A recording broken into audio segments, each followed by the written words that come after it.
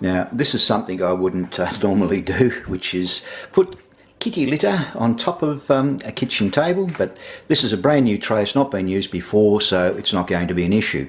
One thing I have found that if you lift out a tray and then you put it down the same orientation, you don't turn it around, we'll assume we've just emptied that out, and you pop your new one on top, it works nicely.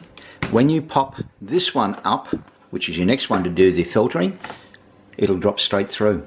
Now what you have to do is turn the actual tray 180 degrees.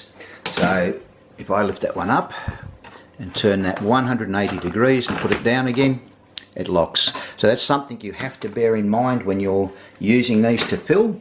Otherwise you're going to have a bit of a problem. It's going to go everywhere on the second use.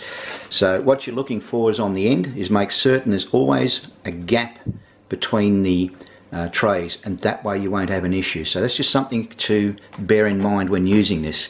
I don't think you'd like to have kitty litter sifted all over your floor. Anyway, we'll get on with the demo now.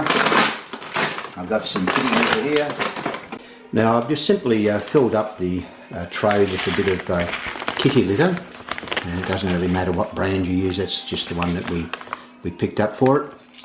Now the litter, of course, is used by the cat to deposit all sorts of exciting things. I'm just using little Lego blocks at the moment because, you know, who knows what you'll find. Okay, so there we go, a bit of an icky poo mess, as they say. So once the box has been used and you want to clean it, you then just simply pick up the tray. Now you're going to have to give it a bit of a shake to filter it through.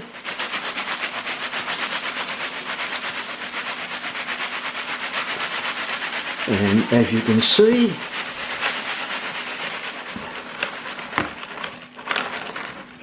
there we go, we got our little Lego blocks, or as we would assume they'll be little surprises left by the cat in the tray. So we now just simply pour that into a little disposable bag, and we've got the next lot of litter down here, all nice and clean, well, sort of clean, better than it was, so to speak, ready for its next little usage, as they say. So all that's left with the tray now is to simply pop it underneath, which is just a simple matter of lifting the old one, making certain we've got the new one positioned, ready to go.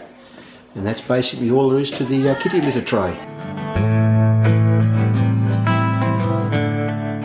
Now, having emptied it out, there's a little bit of residual dirt, I suppose you'd say, on the plastic that has to be washed. Now I've taken the tray and given it a bit of a wash, so all we've got to do is turn it around so it fits underneath. New tray goes on top, and away we go for use. Pretty impressive so far.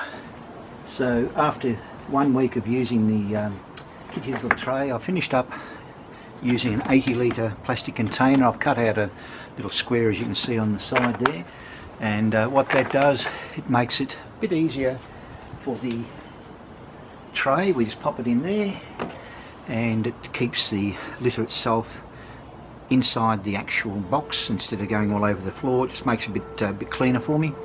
Yeah, so we use the top, the lid, and we put the water and a bit of cat food on it. And up underneath, as I say, the kitty little tray, and it works quite well. Thanks for watching.